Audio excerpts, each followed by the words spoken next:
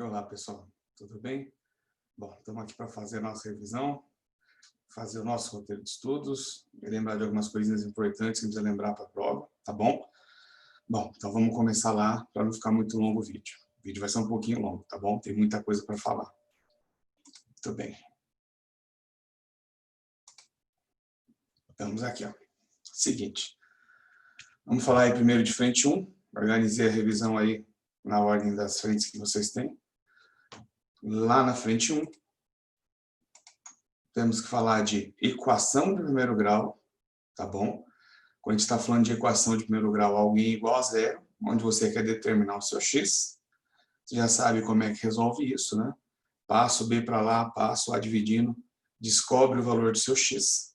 Muito bem. Não é isso que a gente quer, na verdade, a gente quer falar de função de primeiro grau. Quando a gente está falando de função de primeiro grau, ao invés de ser igual a zero, a gente está falando de alguém do tipo f de x, o nosso y. Então, para cada x, a gente vai ter um y diferente. Ah, Chico, por que você começou falando de equação de primeiro grau? Porque para desenhar o gráfico dessa função, uma das coisas que a gente quer saber é onde ela corta o eixo x. E justamente a nossa raiz é onde a nossa função corta o nosso eixo x, tá bom? Condição de existência da nossa função, que seja diferente de zero. Para que a gente está falando de função de primeiro grau? Na verdade, a gente quer fazer o estudo do sinal dessa função. Quando a gente desenha essa reta, ela corta o eixo y justamente na nossa raiz, no nosso menos b sobre a. Quando a gente tem uma reta crescente, uma função de primeiro grau com o nosso a positivo, quem está junto com o x é um número positivo, é uma reta crescente. Depois da raiz, os resultados da função, nosso y, são valores positivos, o pedacinho da reta que está aqui em cima. Antes da raiz, todos os resultados de f de x de y estão aqui embaixo, são negativos. O contrário a gente tem para a reta estreitamente decrescente, de quando o nosso a é negativo, a função decresce passando pelo valor da raiz. Antes da raiz, a reta está aqui em cima, esses são os valores de y da função positivos. Depois da raiz, o valor da função, o resultado de y está aqui embaixo e o valor é negativo, tá bom? Depois da raiz, valor negativo. Muito bem. Mesma coisa para a função de segundo grau. Quando a gente está falando de função de segundo grau, antes, falar de equação de segundo grau, quando essa equação é igual a zero, você já sabe como encontra as raízes, né? Fazendo Bhaskara, menos b mais ou menos raiz de delta por 2a, que é o nosso delta, b quadrado menos 4ac, e o que a gente quer de novo é olhar para a função. Quando a gente está falando de uma função de segundo grau, a gente está falando de desenhar o gráfico de uma parábola. Ah, por que eu preciso saber desses dois valores de x? Porque é justamente onde a nossa parábola corta o eixo x. E de novo a gente quer fazer o estudo do sinal dessa função. Onde é que essa função é positiva? Aqui, antes da raiz, depois da raiz, entre a raiz negativa. E quando a concavidade é voltada para baixo, quando o meu a é negativo, a gente tem o sinal inverso dessa função. Está aqui melhor detalhado esses desenhos. Ó. A gente tem 6 desenhos possíveis de função de segundo grau. Né? Que a gente tem? Quando o delta for positivo, a gente tem duas raízes distintas. Está aqui x1 e x2. Quando a concavidade é para cima, antes do x1, o gráfico da função está aqui em cima, é um valor positivo. Depois do x2, o gráfico está aqui em cima, é positivo. E entre x1 e x2, o resultado da função é um número negativo. O inverso a gente tem com concavidade para baixo. Antes da raiz negativa, depois da raiz negativa e entre as raízes positivas. E no final, todas as outras a gente quer isso também. Esses são os casos mais gerais. Então, os casos específicos, onde o nosso delta é zero, uma raiz, e aí toda a minha parábola dá um número positivo, com exceção na própria raiz, onde dá zero. Ou toda a minha parábola é toda negativa, com exceção da própria raiz, que é zero. Bem, ou tudo para cima, ou tudo para baixo. E o que a gente quer fazer é resolver um sistema de equações. E a gente vai ter que juntar esses dois desenhos para ver como é que fica tudo isso. Tá bom? Bom, vamos ver as questões que a gente tem disso aqui. Ó. Todas essas questões estão aí no seu livro da coleção do objetivo. os famosos intocáveis, que você não deve chamar assim porque você está tocando neles, então não são mais intocáveis, né? São os muito tocáveis, na verdade, nessa semana. Então, todas as questões estão aí, com indicação do capítulo e a página onde está esse exercício, tá bom? Vamos lá. Uma prova de múltipla escolha com 63 questões, atribui 5 pontos a cada questão correta e anula uma questão correta a cada 5 questões erradas. Se Alésio fez 165 pontos nessa prova, a diferença entre o total de questões que ele acertou e errou foi igual a... O que é a intenção aqui? Falar de uma função de primeiro grau, mais do que uma equação de primeiro grau. Um sistema de equações, porque são duas, né? Bom, sendo A o número de questões que ele acertou e E o número de questões que errou, você poderia ter chamado de X e Y, A e B, gosto do cliente aqui, tá bom? O que a gente tem?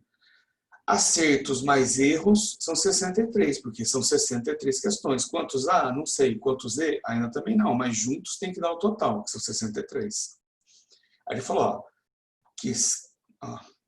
e anula uma questão correta a cada 5 questões erradas. Então, quando eu pegar o valor disso, 5 dessas todas, a que ele acertou menos 1/5 do que ele errou, que são as erradas aqui, ó.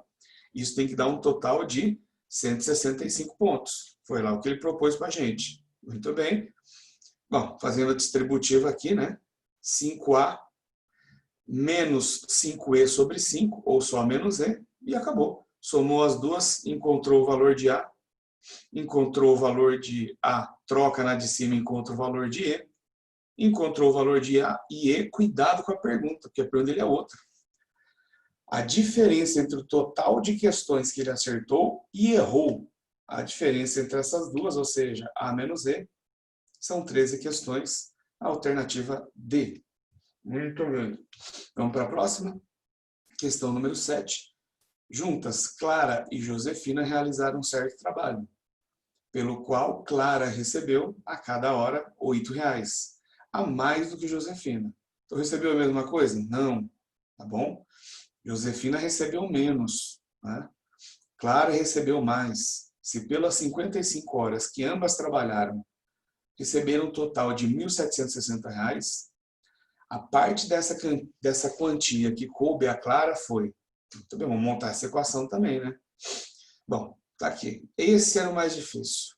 Clara recebe a mesma coisa que Josefina? Não. Para que fique igual, você tem que somar 8 a mais na Josefina. Muito bem.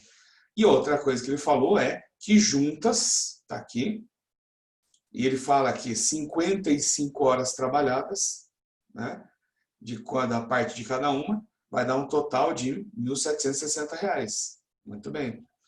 Tá ok. Só fazer a substituição, né, de uma na outra, para ficar mais fácil.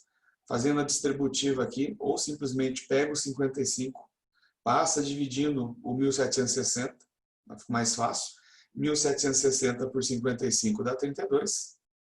Se a gente sabe que C é J mais 8, troca o C por J mais 8, 2J mais 8, 32. A gente descobre o nosso J, troca na primeira, descobre o nosso C. E aí ele quer saber justamente isso, né? A parte dessa quantia que coube a Clara. Bom, a Clara aqui trabalhou 20, né, e 55, R$1.100. Isso é o que vai receber ela. E isso é a alternativa D também. Beleza? Muito bom. Mais difícil ler o texto do que resolver a parte matemática da questão, né? Chegamos onde a gente queria. O sistema de inequações. A gente falou de duas equações de primeiro grau. Então, aqui, duas inequações e ambas de segundo grau. É o caso mais difícil que a gente tem. A gente pode ter um sistema com duas de primeiro, ou um sistema com uma de primeiro e uma de segundo, ou mais difícil que seria um sistema com duas de segundo grau, por isso que eu estou falando dela aqui. Muito bem. Bom, o primeiro que a gente tem, a gente já sabe o quê? Que o conjunto inequação dessa primeira, x² menos 4x mais 3, é maior que zero. Qual é o problema disso? Não dá para você olhar para isso e dar uma resposta para x. Não tem a resposta direta. A gente escreveu a resposta direta aqui, mas só depois de olhar para o gráfico. Então, primeiro eu preciso olhar para o gráfico dessa função x² menos 4x mais 3. E para desenhar o gráfico, eu vou ter que encontrar soluções, marcar no eixo x, desenhar minha parábola com cavidade para cima. Quando eu desenhei minha parábola, está aqui, a gente viu que antes da raiz a parábola está aqui em cima, depois da raiz está aqui em cima, ou seja, os resultados que estão aqui em cima são positivos e aqui também. Por isso que a gente quer o que está antes da raiz e o que está depois da raiz. Então, ele me fala que ele quer que toda a minha função seja maior que zero, positiva. Eu, sabendo disso, escrevo quem são os valores que vão satisfazer essa condição. Os valores são de x menor que 1 ou x maior que 3. E tem que ser ou, porque não pode ser as duas coisas ao mesmo tempo, claro, né? Muito bem. A segunda equação, a mesma coisa. Menos x² mais x mais 2 tem que ser negativo, menor que zero. Muito bem. Quero desenhar o gráfico dessa função. O gráfico dessa função, parábola com concavidade para baixo, as raízes menos 1 e 2, está aqui, menos 1 e 2. Antes das raízes, os resultados são negativos, estão aqui embaixo. Entre as raízes, a parábola está aqui em cima, é positiva. Como ele pediu aqui, que o resultado disso ele quer que seja negativo, vamos pegar o que está antes da raiz, depois das raízes. Isso é a nossa resposta? Não. Quando a gente está falando de um sistema, presta atenção em mim agora, quando a gente fala de um sistema de inequações, a gente vai ter que montar a intersecção, uma resposta que sirva para as duas ao mesmo tempo. A primeira solução que a gente encontrou é que antes do menos 1, antes do 1, está aqui, ó, todo esse valor aqui é o que a gente quer. Depois do 3 é o que a gente quer na primeira solução. Na segunda solução, a gente quer o que está antes do menos 1, do 2 para frente. E como eu disse, a gente quer a intersecção, os pedaços em comum, para isso tudo, né? Então a gente quer juntar V1 com V2 e ver os pedaços que são solução em comum. Ou seja, olha aqui, ó, de V1 e V2, tudo que está antes de menos 1. E de V1 e de V2, tudo que está para frente do 3, que serve para as duas ao mesmo tempo. Então, as duas ao mesmo tempo depois do 3, as duas ao mesmo tempo antes do menos 1, nas duas está presente o menos 1, e em uma está presente o 3, na outra não. Como tem que servir para as duas, o 3 fica de fora. Então, a minha solução é menor ou igual a 1, maior que 3. Está aqui nosso conjunto verdade. Tá bom? Então, essa não tem saída. Ela é um pouquinho mais trabalhosa por isso. A gente precisa fazer o gráfico das duas, encontrar cada um separado e montar essa intersecção. Tá bom? Tá aqui mais um exemplo para você fazer. Tem um gráfico de inequação de segundo grau e uma outra de primeiro grau. Quero fazer esse também porque tem algo diferente aqui. A primeira a gente acabou de falar, tudo bem. É uma inequação de segundo grau, quando é que isso vai ser negativo ou igual a zero. Desboçou rapidinho o gráfico da função, não precisa ser detalhista com esse gráfico. Você precisa enxergar onde é que está o pedaço positivo. Se a concavidade é para cima, é positivo antes e depois das raízes, negativo entre as raízes. Como ele pediu menor ou igual a zero, quero o pedacinho entre as raízes. Muito bem. Quero falar da segunda inequação. Como é que a gente resolve essa outra, Chico? Fazendo o que você sabe fazer. Se você pega esse menos 2 e passa para a direita, inverte o sinal e fica positivo. E, na verdade, para ambos os lados você tem que fazer isso. Então, esse menos 2 vai para a direita, fica positivo, e esse menos 2 vem para o outro sinal da inequação e também fica positivo. Então, vai ficar menos 1 mais 2, que dá 1, e 3 mais 2, que dá 5. Na primeira, eu quero menor do que zero, o intervalo entre menos 1 e 4. E aqui eu encontrei o intervalo entre 1 e 5. Então, na primeira, entre menos 1 e 4. Na segunda, entre 1 e 5. Como eu quero num sistema a intersecção, o pedacinho comum é entre 1 e 4. O 4 está presente aqui e na segunda também. O 1 não está presente na segunda, então não vai estar presente na minha solução. Muito bem. Tamo aí. A pergunta dele é: qual o número de soluções inteiras? Entre 1 e 4, quem são as minhas soluções? 2, 3 e o próprio 4. Então, a gente tem 3 soluções inteiras para esse sistema. tá bom? O importante era saber escrever essa intersecção. Muito bem. Na frente 2, vocês dominam frente 2, a gente vai falar de função e suas propriedades. Função que associa x a um y, f de x. O nosso conjunto A, da onde a gente sai com a função, B, aonde a gente chega com a função. A gente já falou que o nosso conjunto A, quando é uma função, passa a chamar de domínio. E o nosso B, contra domínio. Então, está aqui no gráfico. Isso que está em vermelho é a nossa função. A sombra no eixo x é o domínio da nossa função. A sombra no eixo y é o contradomínio da nossa função, o nosso conjunto B. Tá bom? Então, não esquece isso. Imagem é quem a gente usa de verdade na nossa função. Então, a imagem está contida, é um subconjunto do contradomínio. E a imagem também está aqui. Se eu olhar para o contradomínio todo da função que foi dada, a nossa imagem é só o pedacinho que faz sombra aqui no eixo y, tá bom? Então, só esse pedacinho é a nossa imagem. Muito bem. Falar de função sobrejetora, injetora e bijetora é talvez até mais simples. Você precisa lembrar a definição simples de cada uma delas. Então, coloquei aqui 4 exemplos. Quando é que cada uma delas é sobrejetora, injetora e bijetora? Você precisa lembrar da definição de cada uma. Sobrejetora, quando eu uso todos do B. Lembra que B, a gente está falando agora do conjunto B, tá bom? Se eu uso todos os elementos de B, é sobrejetora. Mas nessa função f, eu não usei todos. Se não usei todos, não sobrejetora. Na função g, deixa eu ver, usei todos, sobrejetora. Na função h, usei todos, sobrejetora. Na função i, não usei todos, não sobrejetora. E essa é a primeira classificação que a gente tem que falar. A segunda é injetora. Só que é outra pergunta que eu vou fazer. Não é mais todos, acabou. A pergunta é se quem eu usei uma única vez. Os elementos de B que foram usados uma única vez? Olha aqui na função f. Se sim, injetora. E lembra que a outra pergunta, não usou esse? Não, já foi essa pergunta, acabou.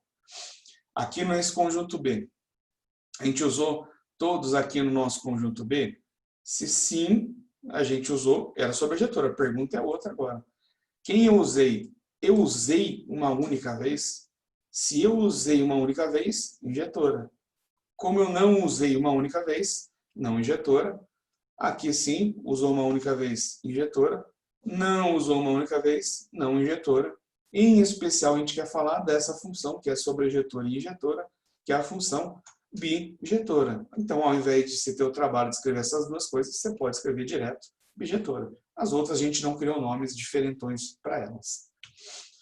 Falar de função monotônica é avaliar a nossa função. Primeiro, não posso avaliar a função toda aqui. Se eu olhar a função desde o A até o B, que é onde começa, onde termina, a minha função não é monotônica. Então, eu não posso classificar ela. O que é ser monotônica? É olhar para pedaços da minha função. Se eu olhar de A até M, eu posso falar que ela é estritamente crescente, como a gente já falou até da função lá do primeiro grau, né? Se eu olhar de A até M, ela é estritamente crescente? Não, porque tem um pedaço constante, então ela é só crescente. De M até N, função constante. De M até P, aqui embaixo a função é decrescente porque tem um pedaço constante. E de N até P, estritamente decrescente. São essas 5 classificações que a gente tem e que você vai precisar saber para a sua prova. Tá bom? Muito bem. Tá, todas aqui. Função composta. O que a função composta faz? Pega os valores de A, isso quem faz é a função G, e associa os valores de A com B, tá aqui. Pega esses valores e coloca lá. O que a função F faz? Pega os valores de B e associa com C, e a gente quer uma função que faça o caminho direto, que vá de A para C. Então, primeiro eu teria que fazer G, e depois trocar esse resultado de G na função F. Então, é isso que a gente vai fazer. A gente vai pegar essa função em azul, trocar na nossa função vermelhinha e descobrir uma função que faz direto. Quando eu pego a função azul, troco no lugar da minha função vermelha, quem que era a minha função vermelha? Ó, 3x menos 1. Se no lugar desse x eu escrevo 2x mais 1, tá aqui, fez a distributiva, a gente descobriu quem que é a função de G composta com F. Vamos usar essas coisas que é mais fácil, né? Bom, tá aí a questão 38 da página 50 do seu livro.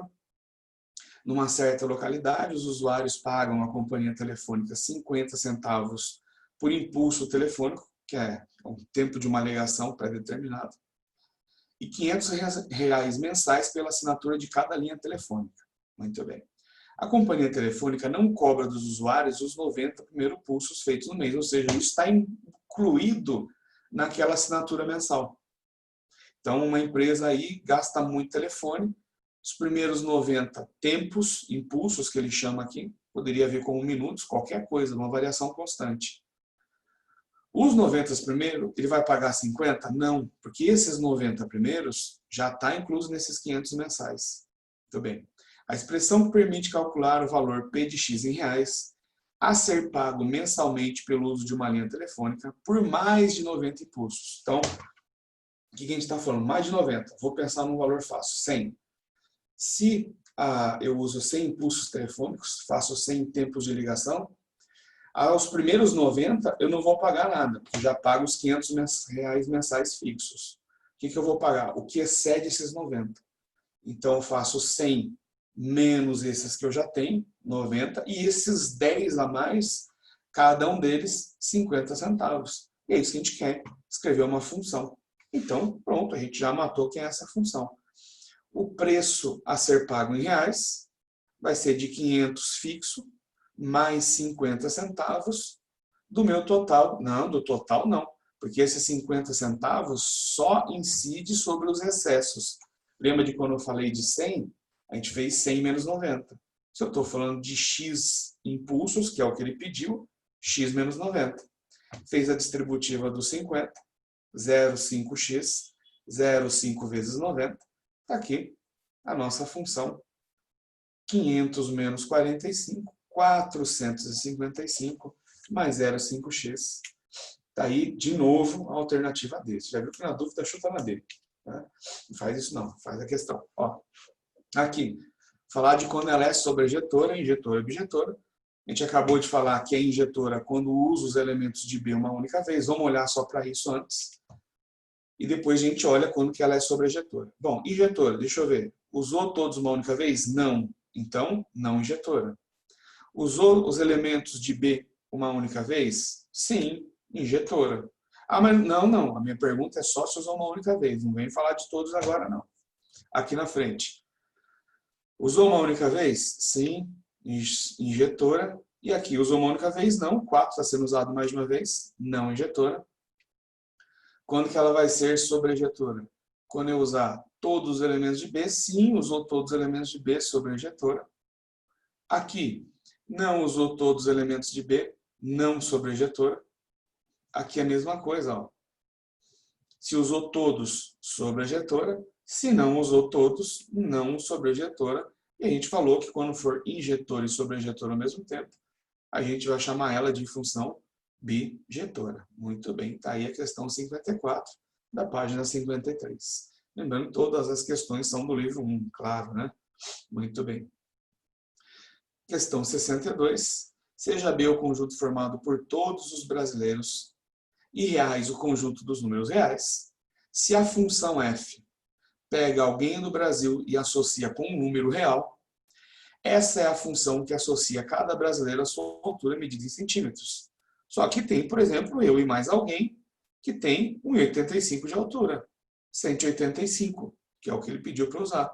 Então, como eu posso ter duas pessoas associando um único valor, e como ele falou de reais, lembra que reais são os números inteiros, positivos, fração, raiz, só que tem negativo. E tem gente que não vai ter altura negativa. Eu não consigo associar alguém com uma altura negativa. Pode ser muito pequeno, mas não é negativo, né? Então, nem todos os valores dos reais vão ser usados, né? E se eu não uso todos, não é sobrejetora. Assim como tem valor que vai ser usado mais de uma vez. Então, ela também não é injetora. Então, de novo, não é sobrejetora porque não usa todos os números reais para falar de altura. E não é injetora porque usa um valor de uma altura mais de uma vez. Então, ela não é injetora nem sobrejetora. Vale salientar que pode, ao invés de falar de sobrejetora e injetora, as palavras injetiva e sobrejetiva, que são sinônimos. Muito bem.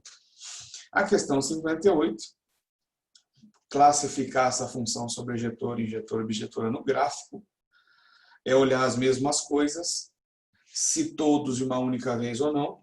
Bom, vamos olhar primeiro se uma única vez, y, olha aqui, se eu passo uma reta aqui, corta o eixo y, o y corta essa função mais de uma vez. Então, não é injetora, que eu uso esse y mais de uma vez. Aqui, uso o y mais de uma vez? Sim, porém ele falou que o nosso contradomínio é real, tá bom? Então, sim, não usou mais de uma vez. Ah, ainda no item A, ele pediu também para classificar em sobrejetora, que a pergunta é se usou todos os elementos do contradomínio, todos reais, supondo que esse gráfico continua para cima, continua para baixo, sim, todos os valores do eixo y são utilizados. E sim, suponha que todas as funções têm os 3 pontinhos nos 2 lados do desenho, né? Faltou ser um pouco mais detalhista. Aqui, item B, a função é injetora, porque usou os elementos uma única vez. De usar todos? Não, de usar uma única vez. Quando eu passo retinhas aqui, esses valores de y são usados uma única vez, diferente de ser sobrejetora. Ela não é sobrejetora porque ele pediu para usar todos os números reais, eu não uso os negativos, então não é sobrejetora. O item D, ó, vou pular o C, calma, já volto aí. Item D, usa todos os elementos uma única vez? Usa aqui uma única vez, usa aqui uma única vez, e mesmo esse ponto, uma única vez. Esse desenho continua sem encostar nessa linha pontilhada para esses 2 lados, tá bom? Para cima e para baixo também. Então, todos os números reais são utilizados uma única vez. E todos eles são utilizados, porque continua para cima, continua para baixo, e esse ponto também pertence. Então, a função é sobrejetora. Isso é uma função? Não é, porque o x está sendo usado mais de uma vez aqui, ó. Não é nem função, tá bom? E a mesma coisa aqui, não é função, porque ele pediu domínio real, e nesse pedacinho o x não é usado, então também não é função. E em especial, não se esqueça que se essa função é injetora e sobrejetora, essa função é bijetora. Muito bem. Show de bola. Vamos lá para mais uma. Questão 77. Fala um pouquinho de tudo aqui.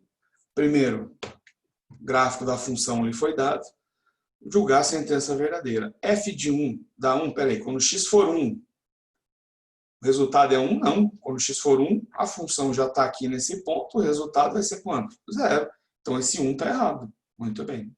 Risca esse 1 falso, põe um 0 aí para lembrar depois. O domínio da função são os números reais diferentes de 0, ou seja, tem gráfico até o 0, depois do 0 tem gráfico, e no 0 não tem gráfico? Mentira, porque nesse ponto o 0 não está sendo usado, a bolinha está aberta. Mas nessa reta o 0 está sendo usado, né? Resultado de 0 na função é 1. Então o 0 está sendo usado. Então isso aqui está errado, o x não é diferente de 0, não. É só o número real, porque todos são usados, né, no eixo x. Muito bem. O conjunto de imagem da função é y elementos reais com y maior que 0? Opa, peraí. O que é a imagem? A sombra no eixo y. Lembra? Ó, continua para cá, continua para trás. Usa todo mundo aqui para cima? Sim. Usa para baixo? Não. Então, y maior que 0? Sim. Y maior que 0. Porém, esse ponto é usado. Você acabou de escrever aqui em cima. Que quando x for 1, o resultado é 0. Então, ali está errado. O que tinha que ser aqui? Ó, maior ou igual, né? Então, a bolinha está fechada, não aberta. Muito bem. Item D, avalie o gráfico de 0 até 1. De 0 até 1, esse pedacinho roxo, a função diminui de valor. Ela é decrescente. Sim, parece que está certo. E o item E está errado por quê? Está escrito crescente para x maior que 0. Só que eu nem posso falar disso, porque depois do 0 tem um pedaço que diminui e depois aumenta. A gente falou que isso não é monotônica. Ele poderia falar de 0 até 1, como no item D, ou de 1 para frente, mas não de 0 para frente. Então, ficou aí correta só a alternativa D. Rapaz, outro D. Muito bem. Considere as funções f e g, tais que f é x ao cubo mais 1, g de x, x menos 2. Vamos falar de função composta. Vou fazer dois passo a passo, deixar as respostas dos outros dois, tá bom? F, fog zero. Primeiro, vamos lembrar que fog de zero é f de g de zero, na ordem que aparece. E você tem que começar de dentro para fora, trocar na sua função. Primeiro você vai pegar esse valor zero e trocar aqui na sua função g, ó, no x menos 2. Então, g de zero é 0 menos 2. Então, g de zero vai dar quanto? Menos 2. E aí sim, você pega esse resultado que a gente acabou de encontrar, troca na nossa função f. A nossa função f é x ao cubo mais 1. Se trocar o menos 2 aqui, menos 2 ao cubo mais 1. Não esquece que menos 2 elevado a ímpar continua negativo. Então, aqui vai dar menos 8 mais 1, né? Menos 7. Faltou aqui o mais 1. G de f de 0. G de f de 1. Porque a gente está fazendo essa troca, né? É um zero aqui, ó. Rapaz, está aqui doido. Troquei o zero e não escrevi zero. Então, ó, g de f de zero, já entendeu? Então, aqui, zero na função f. Quem é a função f? X ao cubo mais 1. Então, 0 ao cubo mais 1. Aí sim, isso dá 1. Rapaz, eu escrevi o resultado direto aqui. Então, a gente tem aqui g de 1. O que eu faço com esse 1? Troca na função g agora. Lá na função g, 1 menos 2. Pronto. G de 1 menos 1. E está aqui a resposta do item C e D para você conferir. Faça aí também a mesma coisa, f de f e g de g, só trocar na ordem que aparece. Questão 101. Sejam f e g duas funções definidas de reais em reais, com valores de reais tais que, está aqui a minha função f, está aqui a minha função g, a gente acabou de falar como é que faz isso, só que aqui em vez de um número, a gente tem a própria função, então não dá para calcular antes. O que a gente precisa lembrar? Que gof de x é g de f de x, f de x, 3x menos 1. Então, g de f de x é a mesma coisa que g de 3x menos 1. E aí eu vou pegar esse 3x menos 1 e trocar na nossa função g.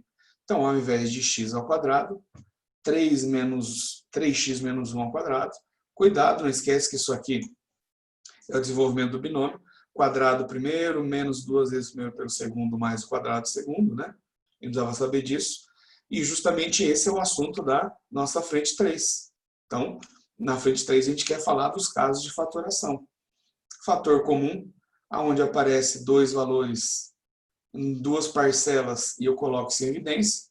Para que a gente faz isso, tipo? Porque a gente quer fazer uma multiplicação. Então, a gente quer fazer uma soma virar uma multiplicação. Isso é a tal da fatoração. A fatoração por agrupamento, onde nas duas primeiras parcelas aparece alguém que não aparece nos outros. Nas outras duas parcelas, um outro cara para eu pôr em evidência. E quando eu faço isso, aí sim, de novo aparece alguém para eu pôr em evidência. Fatoração por agrupamento. Diferença de quadrados, famosinho, você sabe. Quadrado de um menos o quadrado de outro, a mais b, a menos b, que a gente acabou de falar. O quadrado da soma, quadrado primeiro, 2 vezes primeiro segundo, quadrado segundo. Quadrado da subtração, a quadrado menos 2ab mais b quadrado. Ainda a gente tem os casos de soma de cubos e a subtração de cubos, e o cubo da soma e o cubo da subtração. Então, aqui todos os casos de fatoração para você depois dar um print e lembrar disso. Tá bom? Vamos para as questões. Ainda tem uma coisa, frente 3, né? A gente começa a ver trigonometria. O que tem de muito importante lá? Relações métricas no triângulo retângulo. Quando a gente montou esse triângulo retângulo, projeção do lado C aqui embaixo, projeção do cateto na hipotenusa, chamou de M. Projeção desse outro cateto, lembra que projeção é sombra. Coloquei uma lâmpada aqui em cima, fez uma sombra aqui embaixo. Projeção do lado B, aqui, M, muito bem. E aí, ó, Pitágoras é o mais importante. Todas são importantes, mas Pitágoras é deveras importante, tá bom? Muito bem. No nosso triângulo retângulo, hipotenusa, lado A, em frente ao ângulo de 90 graus, catetos e catetos, e só cateto, tá bom? A gente não pode chamar de cateto oposto adjacente, só quando eu falar de qual ângulo que eu quero. Quando eu pedir para você falar do ângulo beta, quem está em frente a beta? Cateto oposto. Quem está junto de beta? Cateto adjacente. Aqui a gente falou do contrário. Quando eu peço para você olhar para o ângulo alfa, em frente ao ângulo alfa, cateto oposto a alfa, que é B, junto do meu alfa, cateto adjacente a alfa, que é o nosso C. Simplesmente alguém deu um nome mais curto, para não ter que toda vez falar razão entre as medidas do cateto oposto a esse ângulo e a hipotenusa do triângulo, e vamos chamar de seno. Então, esses nomes compridos alguém chamou de seno, cosseno e tangente. Seno é cateto oposto pela hipotenusa, cosseno, cateto adjacente pela hipotenusa, e tangente, cateto oposto por cateto adjacente. Muito bem. Para isso, você precisa lembrar daqueles ângulos notáveis, 30, 45, 60, seno, cosseno e tangente. Naquele esquema 1, 2, 3, 3, 2, 1. Cuidado que a tabelinha está em pé. Sacanagem, né? 1, 2, 3, 3, 2, 1. Todo mundo sobre 2, raiz em cada um. A tangente é diferente. Raiz de 3 sobre 3, 1 raiz de 3. Muito bem. Tá aí. Você sabe essa musiquinha. Deixa pra lá. Sou muito ruim cantando. Então aqui, todas as relações trigonométricas que a gente tem, mas vou te falar que o principal de todas elas é a relação fundamental, seno quadrado mais cosseno quadrado igual a 1. A gente até deixa duas prontas, mas se você não quiser guardar essas duas prontas, usa a fundamental sempre, tá bom? Todas as outras são variações dela. Muito importante saber que tangente é seno por cosseno, que é quando eu divido B por A, C por A e chego em B por C. Deixa isso para outra hora, tá bom? Então aqui todas as relações. Foco na relação fundamental, foco em Pitágoras, precisa saber a tabelinha, tá bom? Vamos ver as questões? Tá aqui. As questões de 11 a 15 são questões muito simples, que são aquelas de faturação. Você vai ter que procurar quem nessa parcela aqui que aparece. Então aqui tem um 6, tem um A quadrado, tem um B quadrado. Sim, um A quadrado porque eu preciso olhar quem tem no outro também. Eu sei que tem um A ao cubo, mas tem que procurar alguém comum nas outras. Então, todos esses casos é fazer o quê? Procurar esses casos, quem que aparece em cada um, colocar em evidência e fatorar. Então, aqui os passos a passo para você ver depois conferir. E ainda destaquei quem que eu coloquei em evidência na primeira e na segunda parcela para fazer a fatoração por agrupamento, tá bom? Não vou só fazer cada uma opção, a gente não termina esse vídeo hoje não, né? Então, aqui. As mesmas coisas é a volta disso. Então, aqui a gente tem os casos especiais de fatoração, que é o que mais a gente gosta, diferença de quadrados, tá bom? Que vira soma pela subtração, aqui A mais 5 por A menos 5, e x mais 1, x menos 1, 12 menos 9AB, 12 mais 9AB, aqui, e assim por diante. Então, tá tudo aqui para você olhar o passo a passo também. Aqui, desenvolver, né? Na verdade, a gente já treinou a ida, vamos treinar a volta. Como é que fica isso? Não esquece que é quadrado primeiro, duas vezes primeiro pelo segundo, quadrado segundo. Todos eles. Se positivo, o primeiro sinal é positivo. Se negativo, esse sinal aqui é negativo. Quadrado primeiro, duas vezes o primeiro pelo segundo. E esse sinalzinho negativo. O segundo é positivo. E mesmo que você tenha raiz, você continua fazendo o mesmo esquema. Quadrado primeiro, mais duas vezes primeiro segundo, quadrado segundo, desenvolve as raízes, chega no número irracional, não tem problema. Continua valendo isso. Muito bem? Aqui a volta, ao invés de pedir para você desenvolver os quadrados perfeitos, ele te dá o resultado do quadrado perfeito, quer que você volte. Quem é a raiz disso, quem é a raiz do último, tira a raiz do A, quadrado, tira a raiz do 4, A mais 2 quadrado. Tira a raiz do 9A quadrado, 3A. Tira a raiz do 25B quadrado, 5B. Tira a raiz do 1, 1. Tira a raiz de 81x à quarta, menos 9x ao quadrado. Então, testa se está no meio o duas vezes e vai para o abraço. Tira a raiz quadrada do primeiro do último e fica felizão. Ah, vamos ver onde a gente usa isso. Essa questão é muito boa, questão clássica, a gente adora pedir essa questão e todo mundo gosta de pedir, todo vestibular, por isso vai estar na sua prova. Creia em mim. X mais 1 sobre x é igual a b, isso ele está me dando, e ele quer saber quem é x quadrado mais 1 sobre x quadrado. Não sei fazer isso, rapaz. A coisa que eu pensei foi pegar aquilo que a gente já tem, elevar os dois lados ao quadrado, porque a gente cai no que a gente estava falando, só que em vez de a e b, a mais b ao quadrado, a gente tem isso em vermelho, mais isso em azul ao quadrado, mas como é que fica isso? Quadrado primeiro, 2 vezes primeiro pelo segundo, quadrado segundo, e muito convenientemente, esse x com esse x simplifica. E aí olha quem que aparece. Ah, vá. X quadrado mais 1 sobre x quadrado, que era o que ele queria. Passa esse 2 para o outro lado, e a resposta, b quadrado menos 2, que a gente vai variar em cada questão é o valor desse b. Mas a metodologia de resolver é a mesma sempre. Muito bem? Mais uma de trígono. Sabendo que x é um ângulo agudo e que seno de x é 1/3, obter o cosseno, joga na relação fundamental, não tem conversa aqui. Preciso saber a relação fundamental. Troco o seno por 1/3, então vai ficar 1/3 ao quadrado. Cosseno ao quadrado, esse 1/3 ao quadrado vai para o outro lado, 1/9 negativo. 1 menos 1/9, a gente precisa fazer o mínimo múltiplo comum. Cosseno ao quadrado de x é 8/9, está aqui.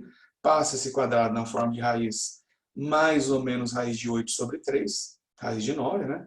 Raiz de 8, eu preciso fatorar e tirar esse cara da raiz, 2 raiz de 2. 2 raiz de 2, tem 3 aqui não, 2. 2 raiz de 2. E o mais importante é, cadê o negativo, Chico? Então, como ele falou que o ângulo é agudo, é um ângulo entre 0 e 90 graus. Então, a gente está falando de algum cosseno que o valor é positivo e a gente descarta o negativo. Então, eu descartei o negativo porque o ângulo é agudo. E não esquece, 2 raiz de 2 sobre 3. Tá bom? Tá aqui, ó. Vários triângulos para a gente treinar isso. Chico, eu não sei quando que eu vou usar seno, cosseno e tangente. Também não sei. Depende de quem ele der. O nosso ângulo de referência é sempre esse cara, nunca o 90.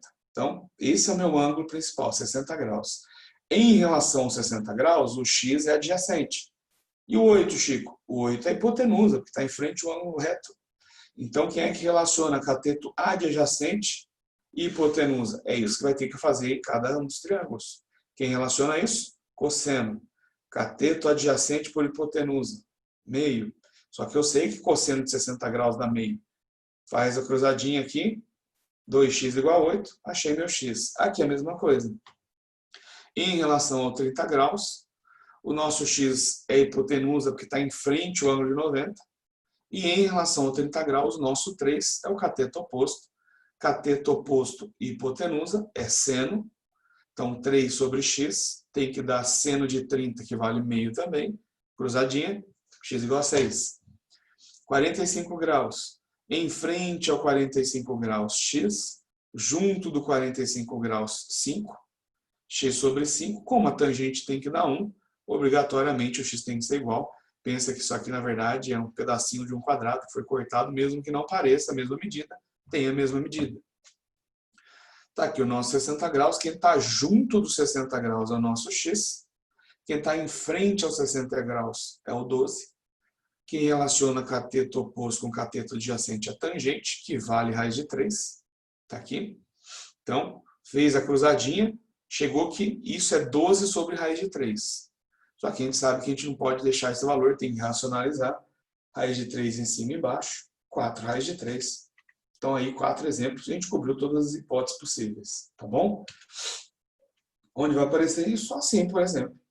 Quando o Sol está a 30 graus acima do horizonte, a sombra de um edifício de 80 metros de altura tem qual comprimento? Ele falou a altura e quer saber a sombra. Então, ele deu esse valor que está em frente ao 30 graus e quer saber esse valor junto do 30 graus. Então, ele me deu o cateto oposto, quer saber o cateto adjacente, quem relaciona isso é a tangente do nosso ângulo. Em frente, 80 e junto, x. Sei que tangente de 30 é raiz de 3 sobre 3, cruzadinha nele. 240 por raiz de 3, racionaliza, está aqui o valor do nosso x, 80 raiz de 3. Como ele pediu aí o valor aproximado disso, e não tem nenhuma das respostas 80 raiz de 3, tem que substituir o valor desse raiz de 3, 1,7, aproximadamente 136, ou como alternativa diferente da B, a alternativa A. Muito bem. De polígonos, tem muita coisinha para lembrar. Quando a gente está falando de polígonos, a primeira coisa são os nomes desses polígonos, tá bom? Por quê? Porque você precisa saber que quando fala de um decágono, tem 10 lados. Você precisa saber que quando fala de um octógono, tem 8 lados. Eu sei que até o octo vai bem. Então, foca no decágono e foca no dodecágono, que tem 12. São os que a gente usa muito. O que a gente pede isso? Esses nomes estão relacionados ao número de lados do meu polígono. E cada polígono, se tem o decágono, por exemplo, tem 10 lados. A gente chama de N.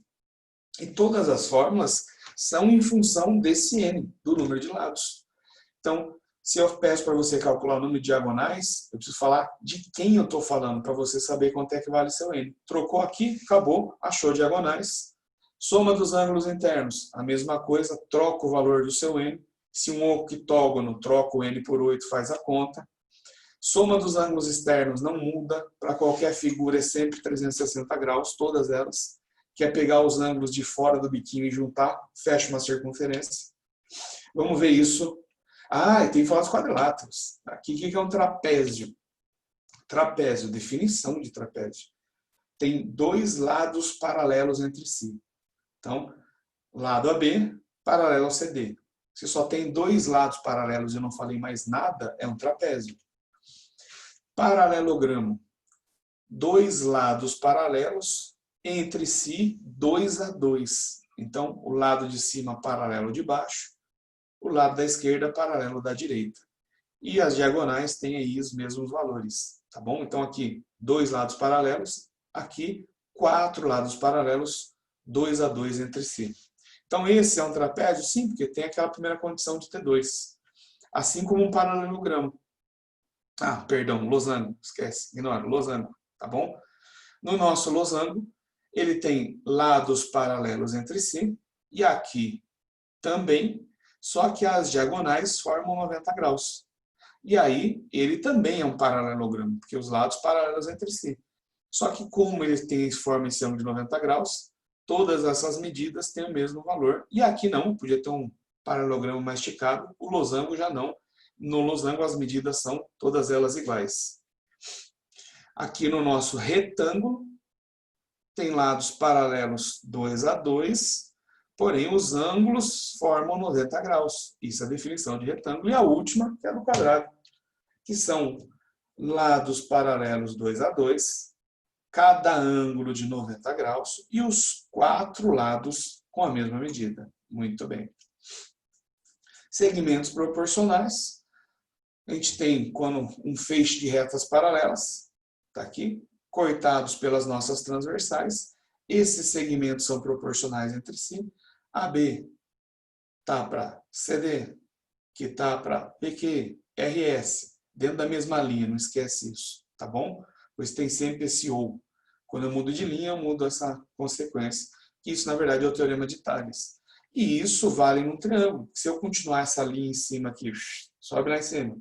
Essa outra, sobe lá em cima, fecha, forma um triângulo. Então, essa relação do triângulo de semelhança vem por causa do teorema de Tales também, dos segmentos proporcionais. Vamos ver na questão que é mais simples. Os polígonos, a soma das medidas dos ângulos internos de um pentágono convexo é em radianos. Rapaz, podia ter pedido só em graus, né? Para que ser chatão? Porém, falei para você, essas de polígonos são muito fáceis. Qual o problema? Pentágono, n vale 5 e acabou. Soma dos ângulos internos, n menos 2 vezes 180. Troco o n por 5 e acabou. Fez a conta, 3 vezes 180. A resposta para mim seria em graus 540 graus. Na questão ele pediu radiano. Como cada 180 graus é um radiano, π, então 3π radianos. Muito bem. Ângulo interno de um decágono regular. Ele quer cada um dos ângulos internos. Muito bem. O que a gente sabe?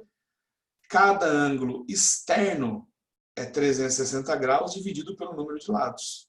Como é um decágono, tem 10 lados, cada ângulo de fora, externo, tem 36 graus, porque são 10. E o ângulo externo e o interno são sempre suplementares, formam 180 graus, um completa o outro. O de dentro, quando prolonga a linha do lado, com o de fora forma 180. Então, sempre que pedir o ângulo interno, uma das saídas é, usando o ângulo externo, descobrir cada externo, lembrar que juntos somam 180, troca o valor do externo que a gente acabou de encontrar e descobre o interno. Tá bom? Tem só essa, Chico? Não. Você poderia calcular a soma dos internos usando essa formulinha e dividir por 10, já que são 10 ângulos. Fique à vontade. Queria mostrar uma segunda maneira de calcular isso. A questão 55 está aqui. Na figura tem representado o losango cuja diagonal menor mede 4. Então, esse pedacinho aqui mede 4. Tá bom? Essa diagonal aqui vai dividir esse cara no meio. E aí, esse ângulo mede θ, esse do outro lado θ, 2θ e 2θ. Então, no total, 6θ aqui. Como é um quadrilátero, tem 4 lados, n menos 2 vezes 180, 4 menos 2 vezes 180, 360. A soma dos internos, 360 graus. Dividido por 6θ, divide o 6, descobriu o meu θ vale 60 e 2θ, 120. Tudo bem que eu não preciso do 2θ, preciso só do θ, por quê? Quando eu traço, olho para isso aqui e traço essa linha, ele divide o 2θ ao meio. Então, vira θ e θ. 60, 60. O outro gera θ 60. Não interessa se a figura aparece ou não. Se a gente encontrou que é 60 graus, isso é um triângulo equilátero. Como ele falou que essa diagonal mede 4, todos os lados dele medem 4. De novo, alternativa D. Uma certa propriedade rural tem o formato de um trapézio como na figura. As bases WZ e XY do trapézio medem 9,4 e 5,7 respectivamente. E o lado YZ marquei um rio. Está aqui, YZ. Se o ângulo XYZ, XYZ, é o dobro do ângulo XWZ, B2B, também está na figura. A medida em quilômetros do lado YZ que margeia o rio é, bom, como eu sei que isso aqui em cima é paralelo de baixo, por que, Chico? Porque ele falou que são um trapézio, são as bases de um trapézio. Isso aqui em cima e isso embaixo é um trapézio. Se eu traçar uma reta paralela a essa aqui, isso vai formar um paralelogramo, assim. E o que é bom isso, Chico? Porque ele vai dividir esse ângulo 2B em dois ângulos iguais, B e B. Por que é igual, Chico? Pela regra do Z. Aqui, ó. Regra do Z. Então, aqui, esses dois são iguais. E se esse é igual, esse outro que é B, sobra B do lado de lá. Aqui, de novo, ó, regra do Z, dos alternos internos. Então, B também. Se esses dois ângulos são iguais, ele é um triângulo escaleno. Então, tem a mesma medida KZ e ZY. Se aqui tem 5,7, porque é paralelo a esse com 5,7, o que sobra dos 9,4, 3,7 é a medida aqui em cima. E que também é essa do lado, já que é igual no triângulo escaleno. Então, 3,7, a nossa alternativa está aí, a justificativa de cada um dos passos que a gente falou, mas está aí escrito para depois você conferir. Tá bom? Então, fácil aí. Precisava lembrar que é um triângulo isósceles, né? Quando a gente está falando de triângulo isósceles, os ângulos da base são iguais, Chico, mas não parece. Não interessa. A figura não tem que estar em escala. Esse é um grande problema para a gente. Então, ó, aqui e aqui os ângulos são iguais. Pela regra do Z, aqui também é igual, embaixo e em cima. Como aqui é B e aqui é B e o meu triângulo é isósceles, dois lados iguais. Os lados laterais que formam a base, esse que forma o ângulo B e esse que forma o ângulo B, são iguais. E os dois iguais a 3,7. Da onde veio 3,7? De 9,4 menos 5,7, 3,7. Muito bem.